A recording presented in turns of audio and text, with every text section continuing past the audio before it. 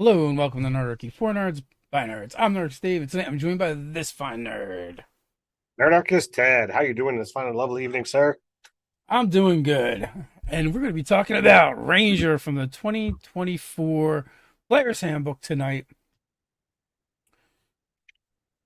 Yeah, this one kind of comes down to the very much a difference of not the same happy, exciting feelings as I've seen from the other classes. Yeah, it's definitely a mixed bag in comparison. I kind of approve of some of the decisions they made, and others, it still has the same problem. Uh, but I guess let's open some stuff up and we can talk about it and go through the Ranger for the 2024. People, if you have questions or comments and you want to weigh in the chat, feel free to as we start discussing the Ranger. Good evening, David. Back at you. All right, so the Ranger really got a lot of changes going on. Right, favorite enemy has been completely overhauled to where before you would pick a creature type or two humanoids. You would gain a language, and basically when you made intelligence and wisdom checks um about those particular creatures, you would have advantage. It really didn't do much, right? It's more like a flavor thing now. What it does is it grants you 2 to 6 free uses of Hunter's Mark is always on your prepared list.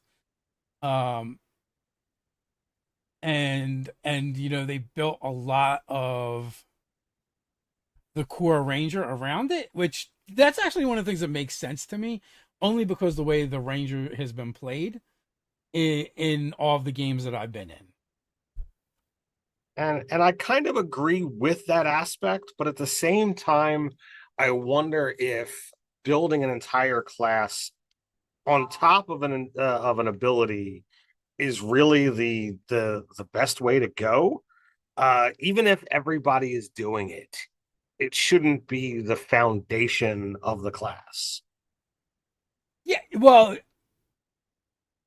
I partially disagree with that in the sense that it really depends on what the ability and feature is. But in this case, it's just a spell that says, I'm going to do more damage against this one guy when I fight, right? So, Right. so I agree. Like, while mechanically it's just one of the better things the Ranger can do and useful things that they can do, uh, and it makes sense according to the way it's been played, but it is also not very exciting. And it definitely where I feel like favorite enemy, although it's called favorite enemy previously, it didn't necessarily have to be like that you just hated them. It was that you were knowledgeable, you knew about them, you got certain perks when dealing with them, whether it was tracking or recalling lore. You could flavor that in different ways. Yeah. Now it's just like I get to hate this one guy on the battlefield, and then I'm going to Right. switch it to another guy on the battlefield, and so on and so forth. So So it's kind of like an unnecessary step to make them a better striker. yes, it built on what was there originally in 5e, and mechanically it's good and it is better than what they had before. But from any other aspect of the game, any of the other pillars, not so much. Where this is supposed to be the class that is kind of about exploration, but now it's moving far more into combat, and even furthermore when you look at the fact that Natural Explorer is gone, Yep. which they used to get. They get spellcasting at first level now. I did note that as you don't have to wait until the later levels to begin getting access to that. So you're going to be hunters marking right from level one. You're still a half caster. You're still only going up to fifth level spells, which you get access to at 17th level, just like the paladin. Um, so they've spread that out a little bit. but it's still a scenario of, you're getting 15 spells a day plus your extra bonus 100 marks. Yeah. You're going to get 2 weapon masteries, Just like and the paladin. just like the paladin, and also like so one of the things I noticed too is they're like rolling in a lot of things from the optional rules that they introduced in Tasha's, which I liked and Yep. I prefer them. So that part I kind of like. Second level, they get Depth Explorer, which basically gives them they can take an expertise in one of the skills they already have, and they get 2 languages. So it's not like they're really losing languages from the 2014 version. Right, but they are losing, some things. And I just feel that other than, getting to choose where you put some expertise in, the aspect of making the ranger be the best at exploration, I can make just as good a ranger by playing a rogue. Well, yeah, they're not great at exploration, that's for sure. Second level is also when their fighting style feat kicks in, but they can take Druidic Warrior, which gives them the options of taking 2 cantrips from the Druid spell list. Yep. If you want a more castery, and also like it also makes it easier to be a heavier wisdom focused ranger as well. Yes. Primeval awareness used to be the ability to detect aberrations, celestials, dragons, elementals, fey, fiends, and undead. That's gone. Um, yeah. Then sixth level they get roving, which is basically just adds 10 feet of movement, and they can get a climb and swim speed. Which, As long as you're not wearing heavy armor. as long as you're not wearing heavy armor, which the climb and swim speed actually comes in pretty handy, and being faster does as well. I don't have a problem with the speed increase. Swim, I haven't seen it come up all that often in games. Climb speed's amazing. Heck, I have a sorcerer who has it, and I'm like, hey, look, I can just climb this wall and get out of the melee combat. This would be great. Yeah, and I mean, at least that part kind of speaks to the exploration pillar, But at least. you gotta wait till sixth level to get that, and that's dabbling in the exploration pillar as Yeah. opposed to, you know, features that were like, oh, look, you can forage and do all these things. So David brings up a good point. Personally, I wouldn't mind building around the spell. The concentration aspect makes it bad though. Yeah, that part is a little rough. The only saving grace is they do get a bunch of it. But also the Rangers' good save isn't even con, so Right. making concentration even harder for them. And because they have to split up their stats even more than some other classes, that makes it also harder to have a good constitution. Uh, so eighth level, they used to get an ability called Landstrider. It's also gone, and basically that was the ability to ignore difficult terrain from non-magical plants, avoid damage from hazards involving said plants, and advantages on save from spells involving plants like entangle or plant growth. So they don't get that anymore. But at ninth level, they do gain expertise in 2 skills. Yeah, because that's a good trade-off for, hey, look, you really know how to move in the wilds. Yeah. Now you don't anymore. You just here. You could be better at handling animals and perceiving things. There you go. 10th level, they lost hide in plain sight, which basically it was like a camouflage ability. They would take a minute, camouflage themselves, and then get a plus 10 to stealth checks until they move or do something. Uh, so basically, it was like you could set up an ambush.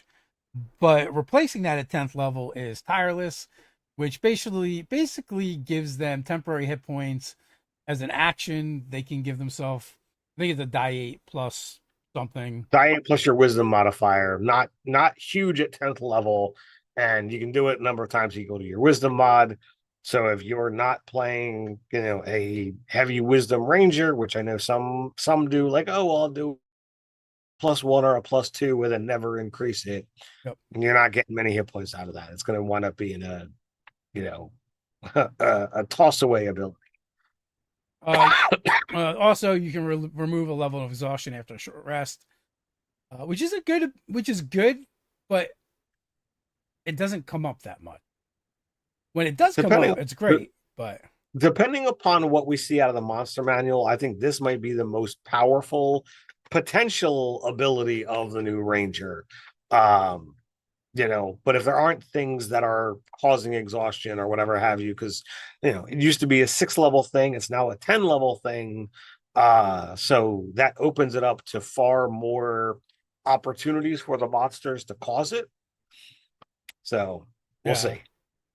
Relentless Hunter at 13th level is a new ability, and you damage can't break your concentration mark. That's great, but you're getting it fairly late in the game. Which there's two things to that. One, later in the game, it is much easier to get your concentration broken on something when somebody hits you for 50 points and you have to make a save for 25. Right, right. That's So that's not bad. But also, but to a certain extent too, like they're gonna have so many spell slots at that level and the free uses of it as well. It's not going to mean quite as much. I mean, I'll still take the, not needing to waste the spell slot or the use of it. It's a great ability, but the real caveat is you have to wait until 13th level to get that. That really should be a much lower level ability. Or, you know, replace it as Hunter's Mark is not concentration for you at a significantly lower level. So Nature's Vow is a new feature replacing Vanish, which used to be hide as a bonus action and you couldn't be tracked by non magical means. You want to read Sure, what you that invoke does? spirits of nature to magically hide yourself. As a bonus action, you can give yourself the invisible condition until the end of your next turn. You can use this feature a number of times equal to your wisdom modifier, minimum once, and you regain them all. You regain them back when you finish a long rest. 17th level Precise Hunter is a new feature that Now you go. basically it just basically You just grants advantage. basically, yeah. If you have your hunter's mark on somebody, all your attacks against them have advantage. Um, so So we're really doubling and tripling down on that one spell. yep. 18th level, we have Feral Senses.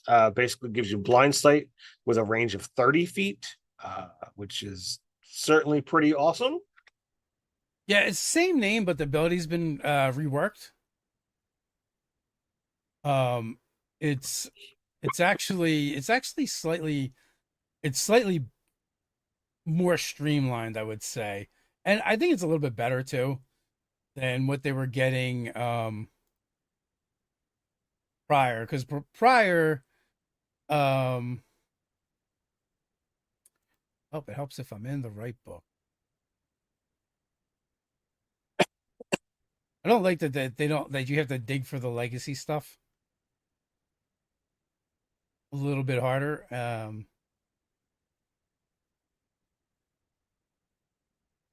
But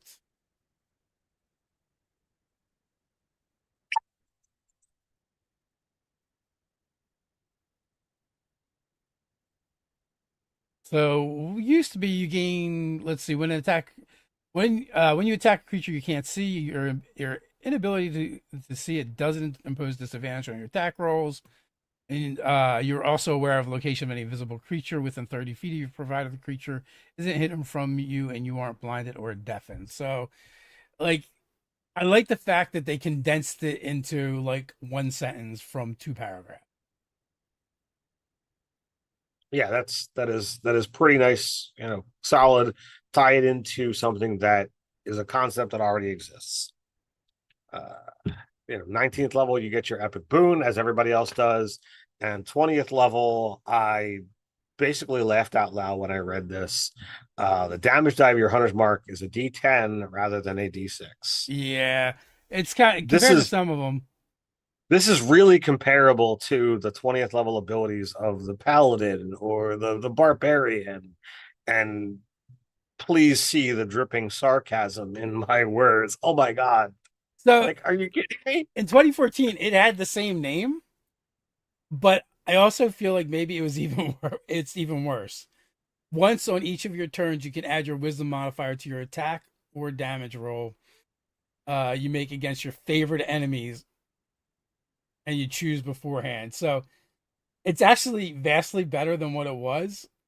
And still, when you compare it to, the monk and the barbarian that are getting +4 to two of their stats. Yeah, yeah. Yeah. I this absolutely should have just been all right. Increase your dexterity and wisdom by +4.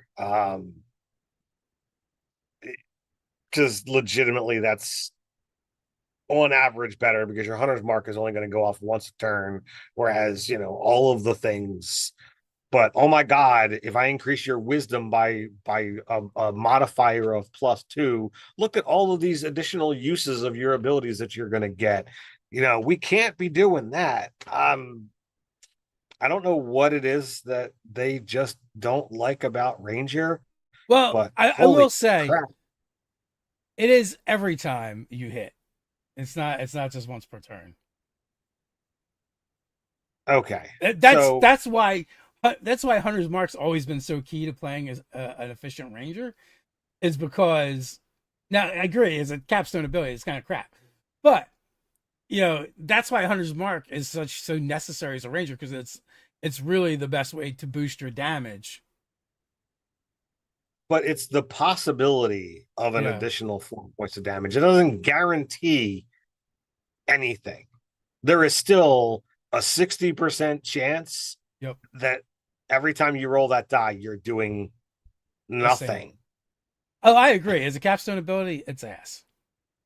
Uh, like even if you had said like, all right, capstone ability, foe slayer, hunter's mark now does 3 die 6, I'd have been like, holy crap, that is a crap ton of damage, you know, and on scale with other things because hunter's mark is just combat damage, whereas all the other things that I think the offer one paladin, bonuses. or if you're within 30 feet of them, you just take damage. It's not like a huge amount, but everybody in 30 feet that they want to take damage does. Mhm. So Yeah. it's just it doesn't work with my head, and I'm just angry as to how they can treat the other classes so well and through all of fifth edition. While yes, people have played some amazing rangers and have had fun, mechanically it is probably has been and still is the inferior class. Yeah. Well, I got more sadness for you as we go into the subclasses. We're going to start with the worst one, All right, so which is let's look still at improvement on Beastmaster. what it was, but So now with Beastmaster, you are going to summon a primal beast, which draws its strength from your bond with nature. Uh, you're not finding a real creature that exists. You are conjuring something that is essentially a spirit, or however you want to look at it. You're choosing a stat block, so you don't get to pick your cool thing based off of some interesting abilities, which we had kind of belabored the point back when it was talked about during the Unearthed Arcana, and we still don't like yeah. So it's slightly better in the sense that they get more hit points than they got before, but it's like, okay, like Beast of the Land, Beast of the Sea, 20th level, that's 100 hit points. You know, that's 3 or 4 attacks before it's dead. Um, and at lower levels, it's even worse, right? Because the damage is scaling. Like you fight a giant, and they hit pretty hard. They can, yeah, at the level when you start fighting giants, they can pretty much take out your beast in 1 or 2 shots. it. Yep. So, which makes it tough. And I mean, they're a little bit tougher in a sense they get better armor class and their saves are a little bit better. Um, No, not intelligence or charisma. well, not intelligence or, but they are beasts after all. So, 7th level, you get exceptional training. Uh, and when you take a bonus action to command your primal bang beast, taking action, you can also command it to take the dash, disengage, dodge, or help action using a bonus action. In addition, whenever it hits with an attack roll, it deals damage. You can deal your choice of force damage or its normal damage type, which is essentially what you could do with it before its 7th level. Bestial Fury at 11th level, they finally do the thing that I thought they partially do the thing that I thought they should always have done before. Anyway, So uh, when you command your primal companion beast to take the beast strike action, it can attack twice. Yay!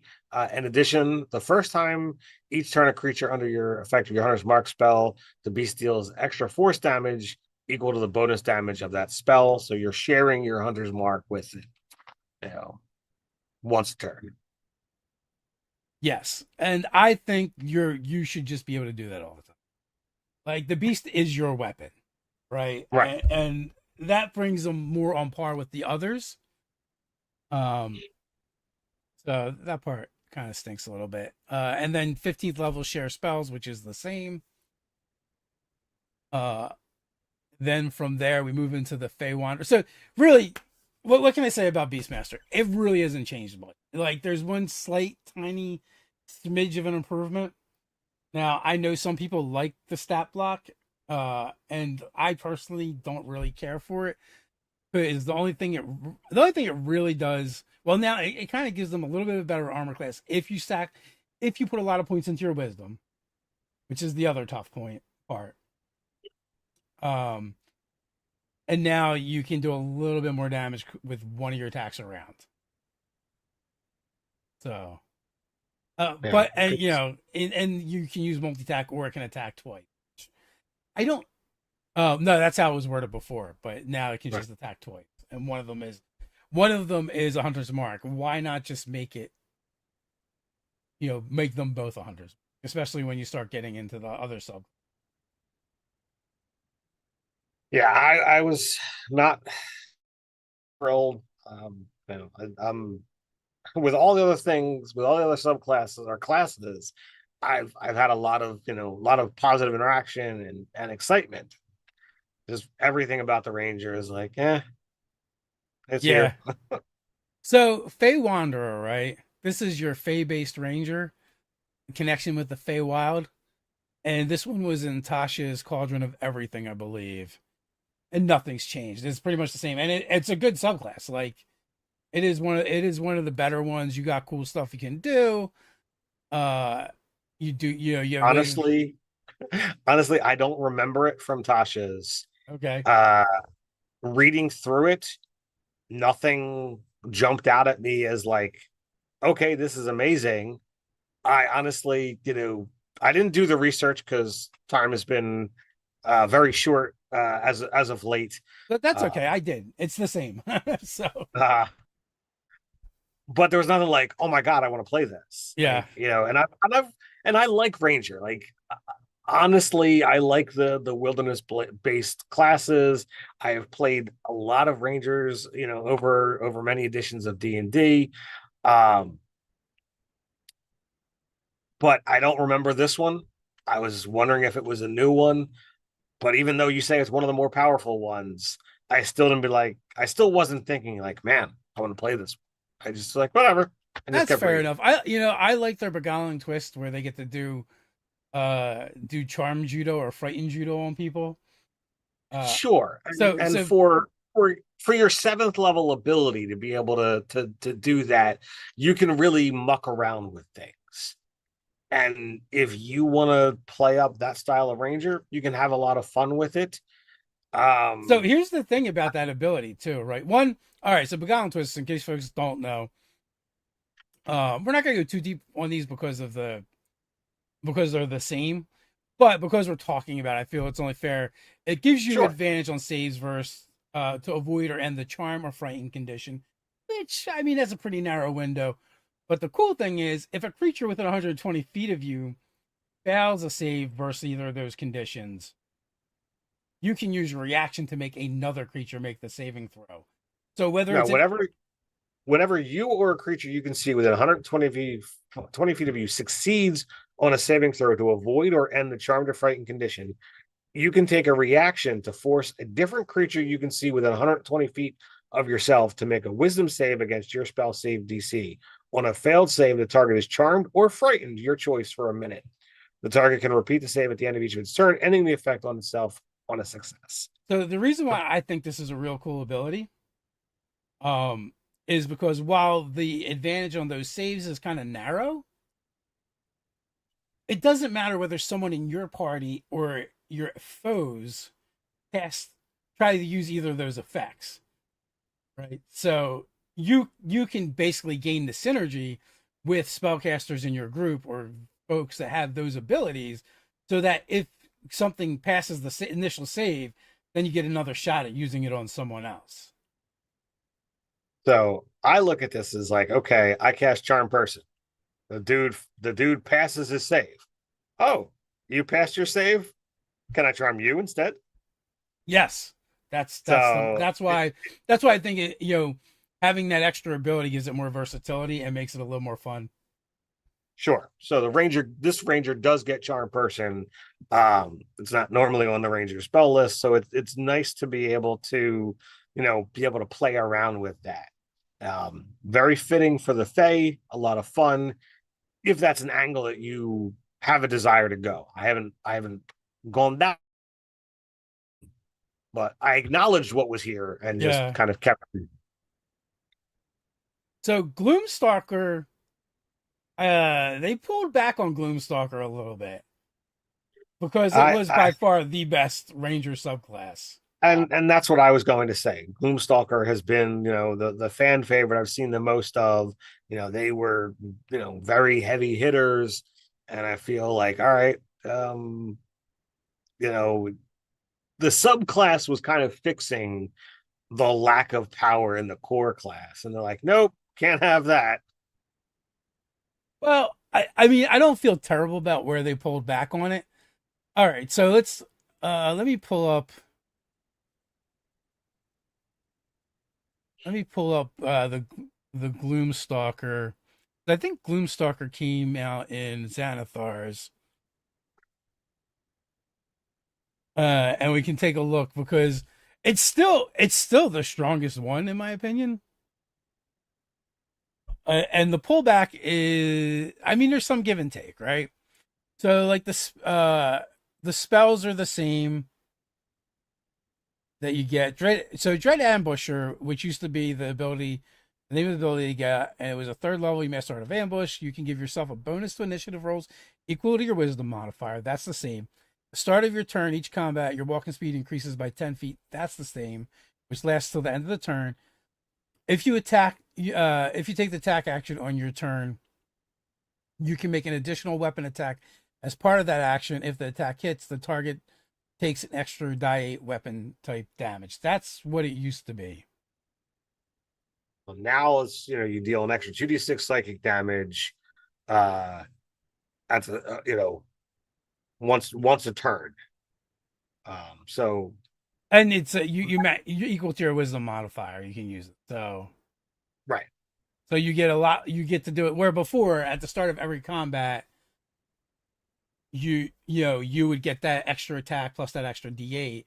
So like in our games, this is actually better, right? Because in our games, we might only there's many times we only have one combat encounter. So you could unload all of your dreadful strikes in that encounter if you want it, and Right. it wouldn't matter at all.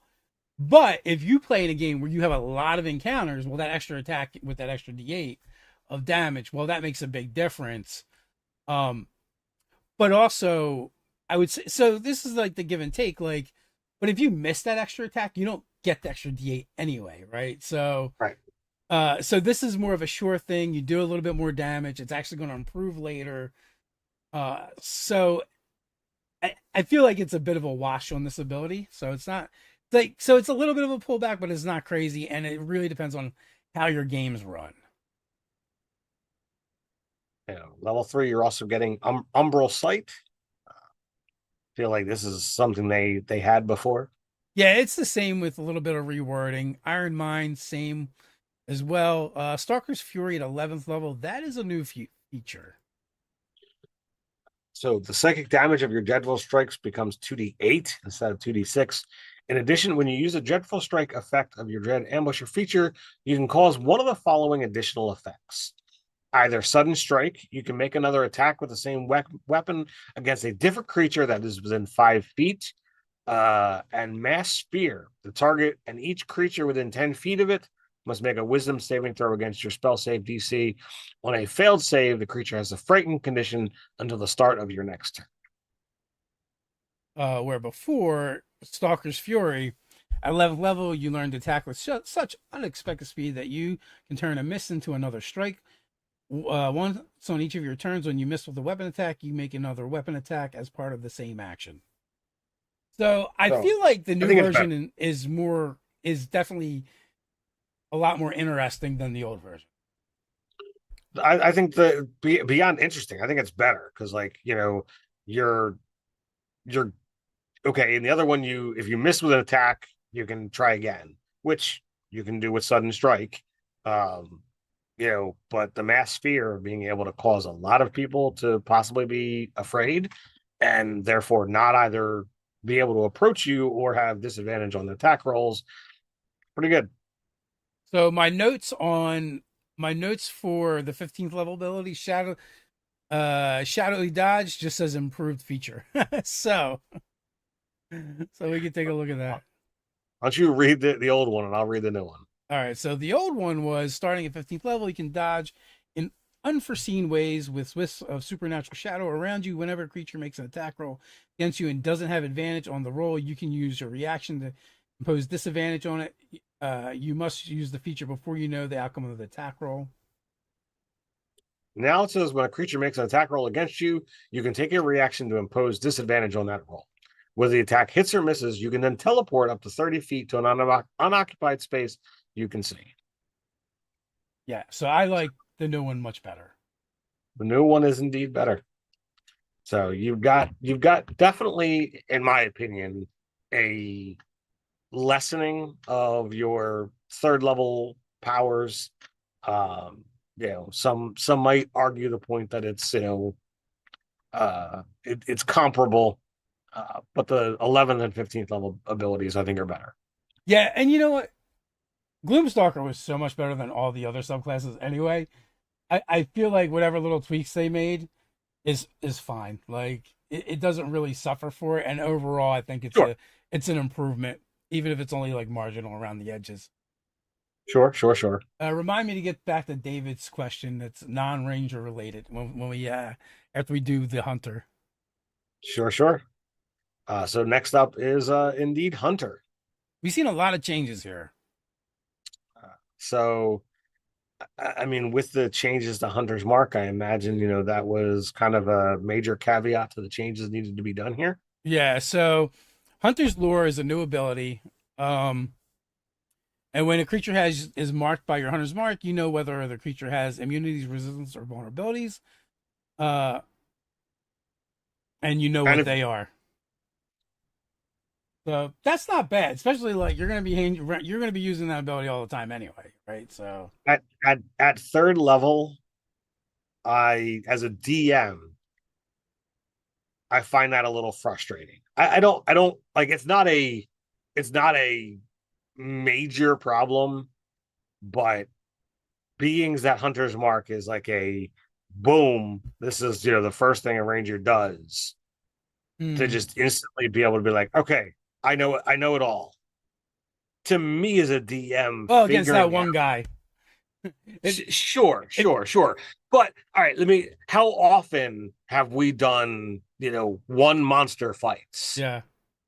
And to know that right away, we're talking about a ranger, you know, there's a good chance if it's a ranger that they're taking, something to give them a bonus to initiative. They've already got a high dex. Rangers tend to go early in combat. And to give that thing so early, I like playing with abilities and I enjoy part of the combat trying to figure out what things are to play up the tactics. So while I'm not, shaking my fist at Watts, Mm.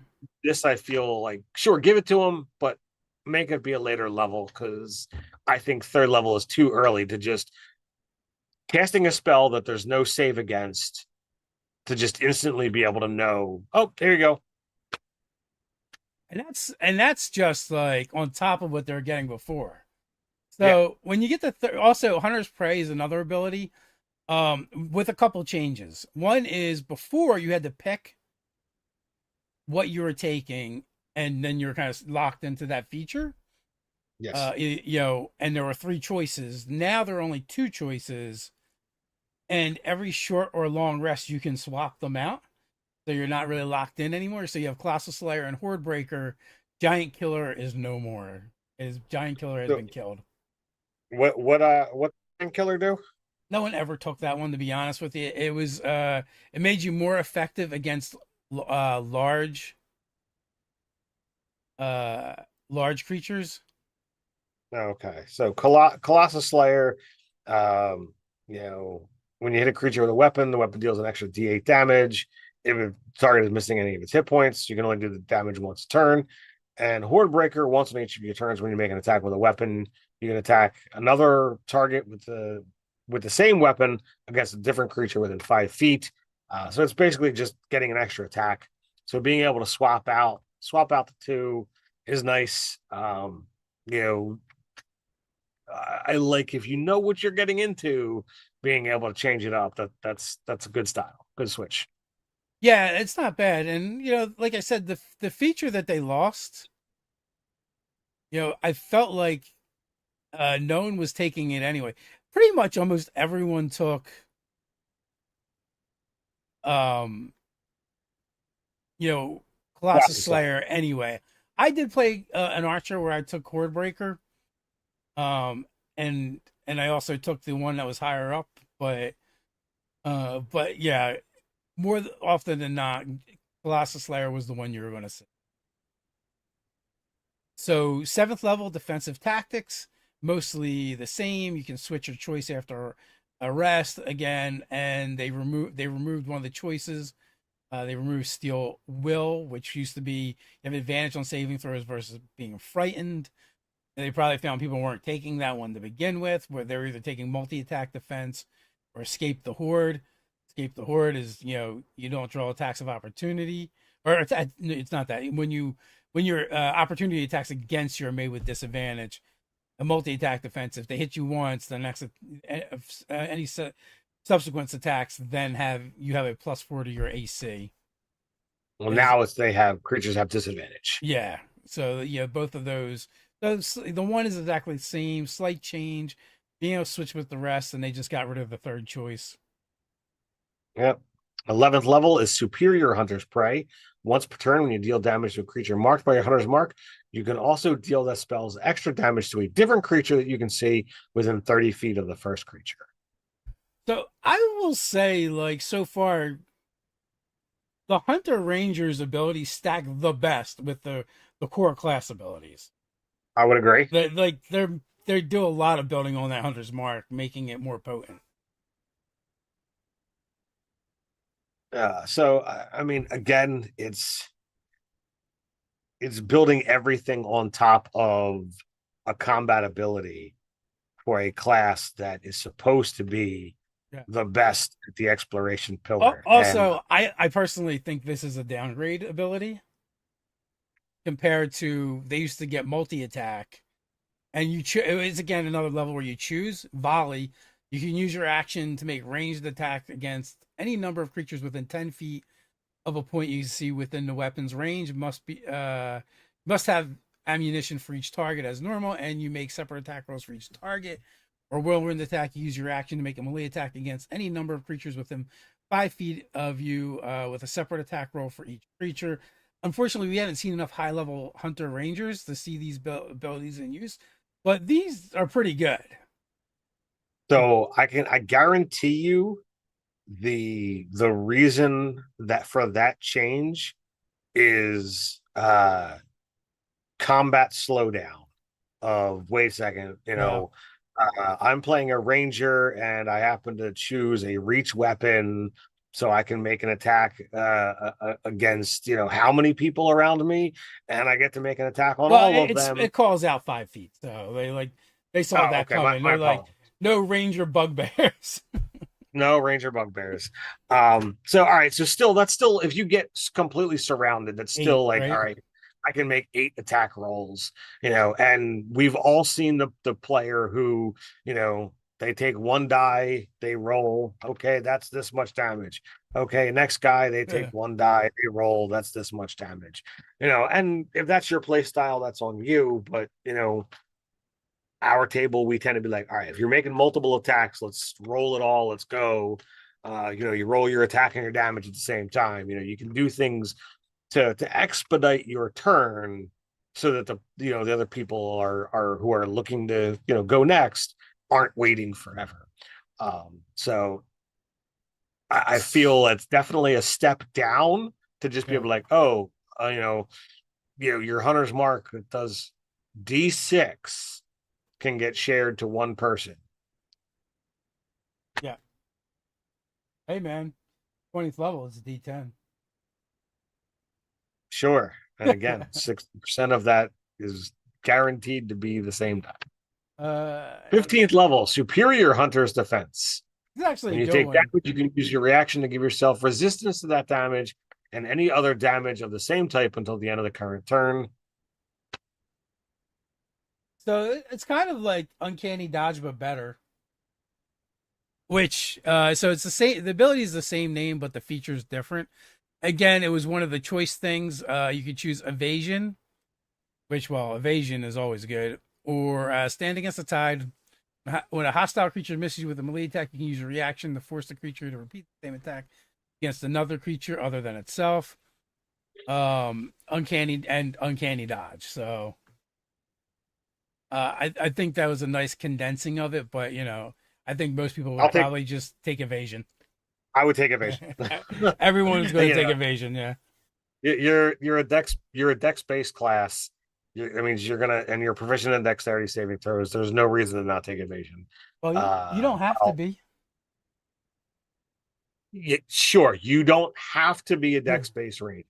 Just 98% of rangers are dex based. You just need at least a +2 because that's your max on your armor class. +3 if you So got mithril. right. So there you go. That is the ranger, the uh blah blah of the fifth edition 2024 classes. So David had a question, right? He did. Um. So, sorry, not range related, but wondering, you think the monster manual will have weapon mastery for monsters? I do not, because I think if both the players and the monsters have weapon masteries, it'll start slowing down things more. I think they might do something else. I think like they may take into consideration, and they may do things that kind of are more automatic, and require less jockeying. I don't know, but I don't think they It'll, will. it'll be things built into their stat blocks just like they have now. And they might function similar to the way masteries work, but it's not going to be labeled or listed as weapon masteries, I Yeah. imagine. But if you ask me, uh will DMs add them in? Yes, they will. Uh, also, David said Nick is going to be a big part of the Ranger. When you make an extra attack, the weapon mastery. When you make an extra attack with a light property, you can make it as part of the attack action instead of as a bonus action. You can only make this extra attack once per turn. But also, I was seeing discussions online about monks and Nick. Mm-hmm. Monks don't have access to weapon masteries, but one level of a number of classes will get it to give it to you. So a monk at 5th level could be making 5 attacks Yeah. with some daggers. It's you know. with some daggers or a short sword. Isn't a short sword a monk weapon? Yeah. I'm not as familiar with the weapons yet to know if so because I know dagger has Nick, light hammer has Nick, sickle has Nick. Oh, sickles would be fun for a monk character. Yeah. Feels martial arty anyway. I don't think short sword does. Short sword is Okay. Vex. Oh. So yeah. So before we go into any more questions and things, again, go ahead and put up anything you might have for us in the chat. We're getting closer and closer to some more appearances, so I guess it's time to talk about some stuff that's going on. So in what, a week and a half, I should say, Something is like going to be that. PAX Unplugged. So PAX Unplugged in the Philadelphia Gaming Expo, Philadelphia Convention Center. Um, Dave and I'll be attending. So if you want to come, say hi, see some cool stuff, possibly roll some dice with us or sign some books or whatever have you, we're going to be there. Come, give us a shout out, take pictures or whatever. Yeah. So you excited for PAX Unplugged? Always. I mean, I've said it, time and time again. PAX Unplugged is the convention that's practically in my backyard. It's my favorite con. It was the first convention in the gaming space that I went to. Uh, you had already been to Gen Con, and you're like, oh, this is small. And I'm like, I've only been to like small local cons. This is huge. Yeah. Steampunk was your biggest up until that, right? I had gone in regards to like nerdy stuff. I had gone to like some Lego things, and I had gone to like a couple of Star Trek conventions when I was a teenager.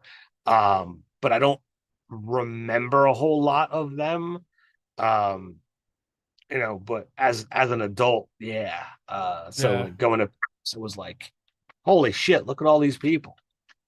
Uh, And sure, now I've been to Gen Con and some other things and what have you, but the steampunk conventions that used to be around in my local space, there was like 500 to 1,000 people tops. So you get to like 25,000 people or more at Yeah. PAX, I and mean, it's like, even Gamehole Con, I think the year I went was like 1,600 people. That's right, that's a smaller convention as well.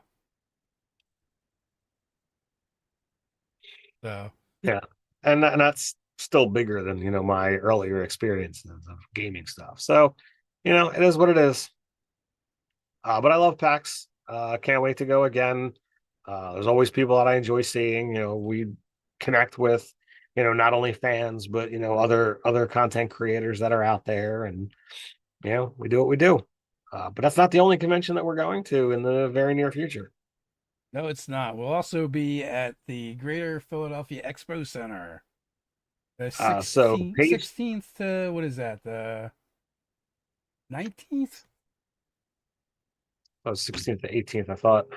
16th to 19th. Uh, That's what I have. That's what I have in the okay. description, which is probably taken from their website. Sure. So page two, Philadelphia Area Gaming Expo. That's page two is going to be, another local con a little bit further away, but get to check this one out for the first time. I've been paying a lot of attention to their Facebook page, and they have a lot of special guests, a lot of really great names in the RPG community. So if there's somebody that you really like, it's very probable that they'll be there. They really focus a Um, lot on actual like designers. So mhm. But definitely check that out if you're going to be in this particular area and you want to see some cool people, as well as and attend a us. convention. It's gonna be a good time. uh, I'm excited to check that out. They got all kind. They're talking about nerdy flea markets and swaps and all kinds of other things as well. So I mean, I'm intrigued.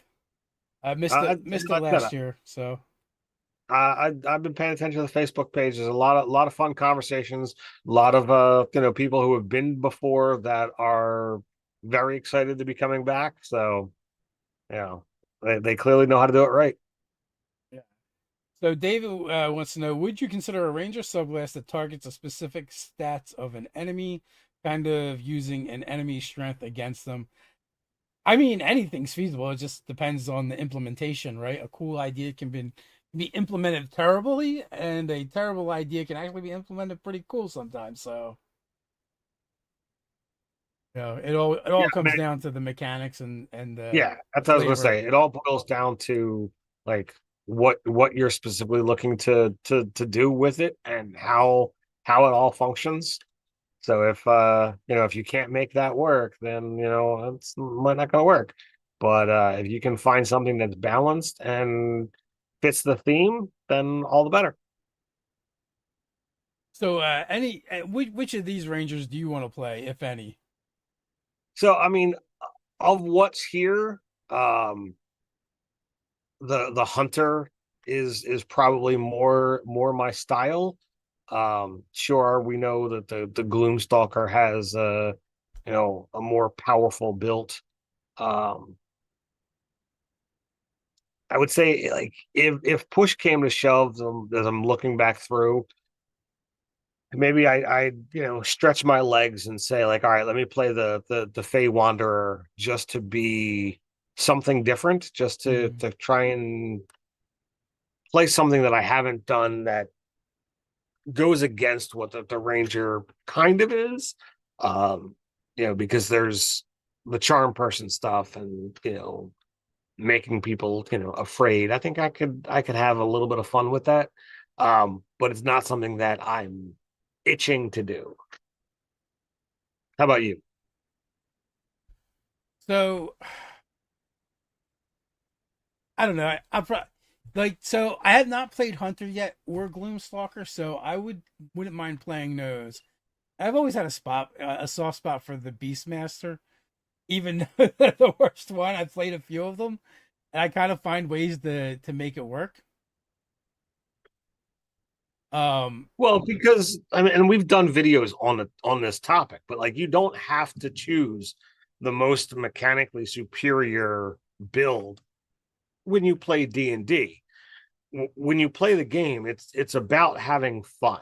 yeah. And sure, I mean, we sit there and we attack the mechanics and what's here because that's it's what we have to do because we know out there's going to be people who are optimizers and who want to play the most optimized things.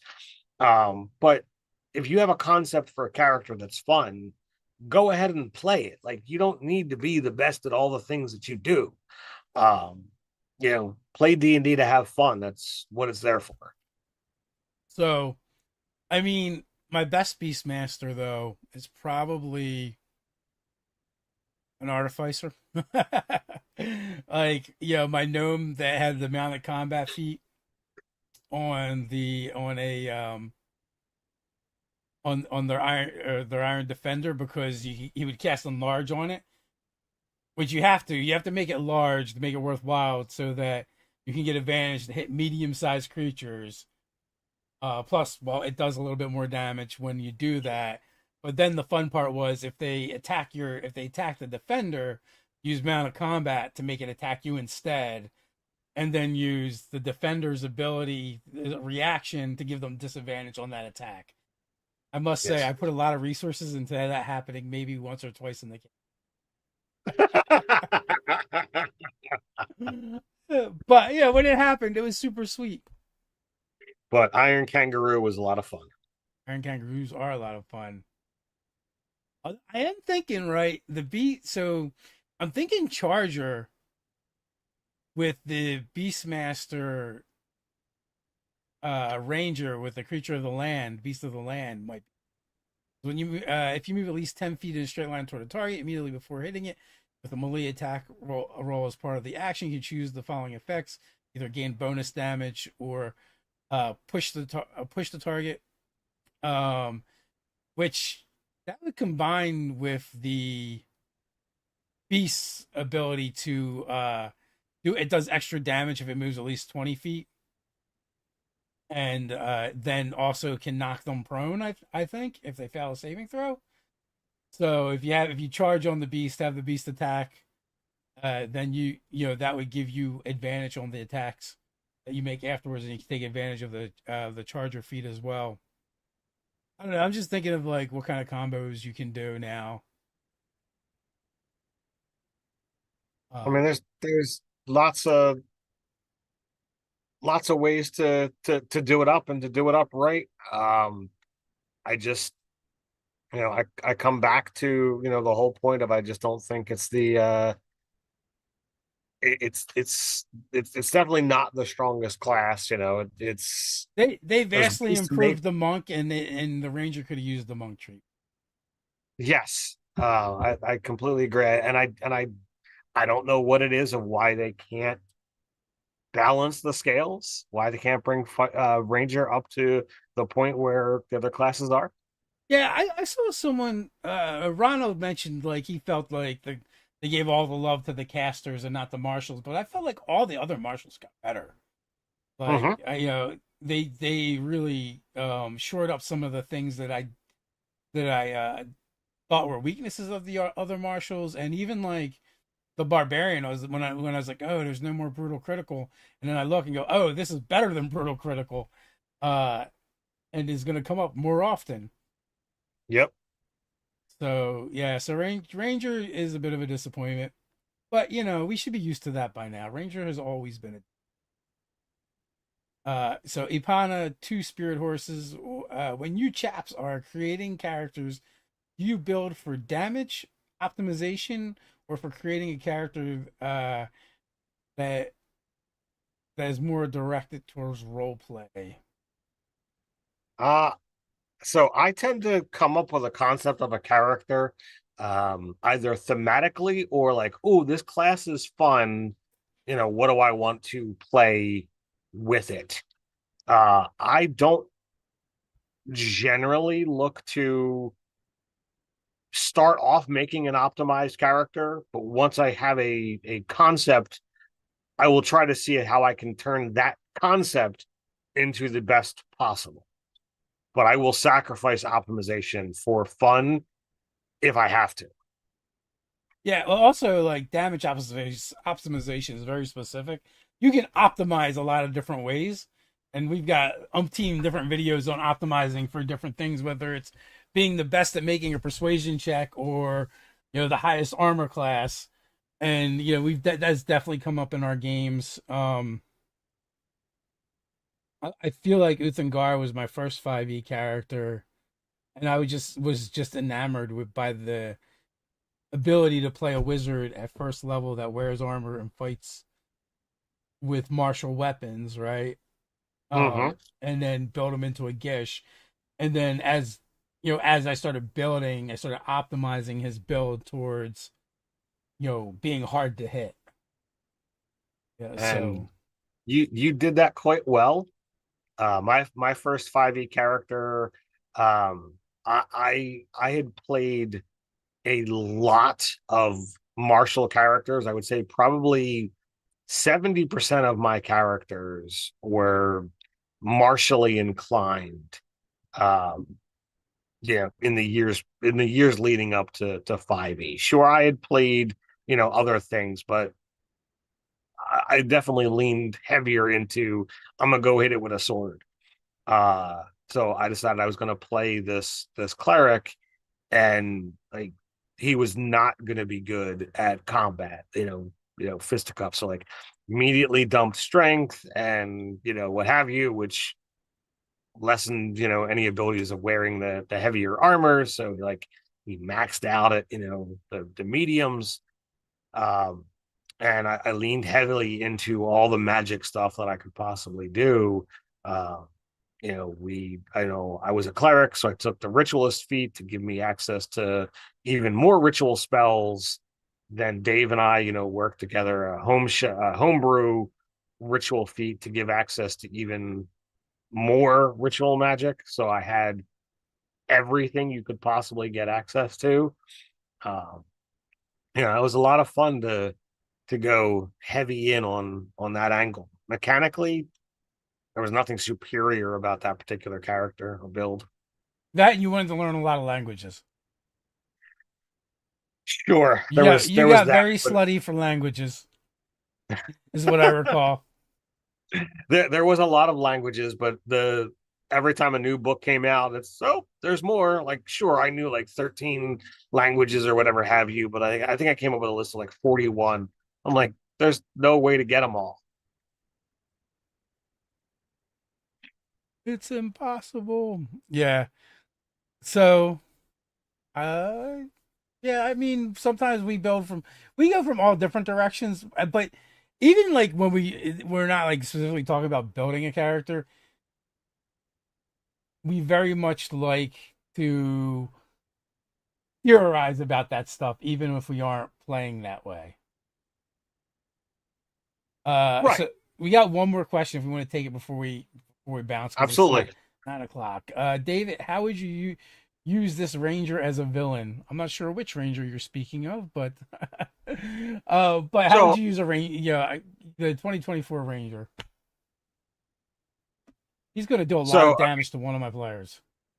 uh I mean, legitimately, this ranger is designed to be able to shell out a decent clip of damage. Um, you know, I'd start looking at, their abilities that allow them to become invisible, lean into their expertise of setting up ambushes and what have you.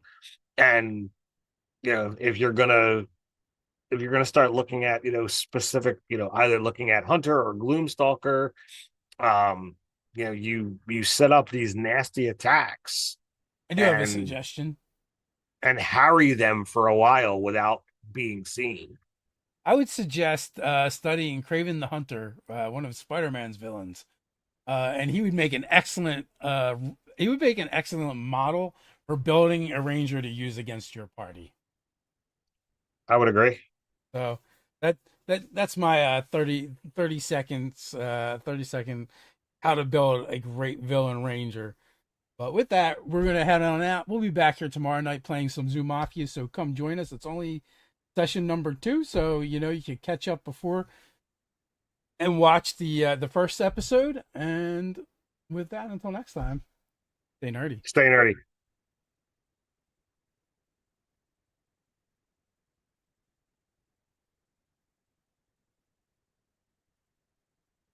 We're out.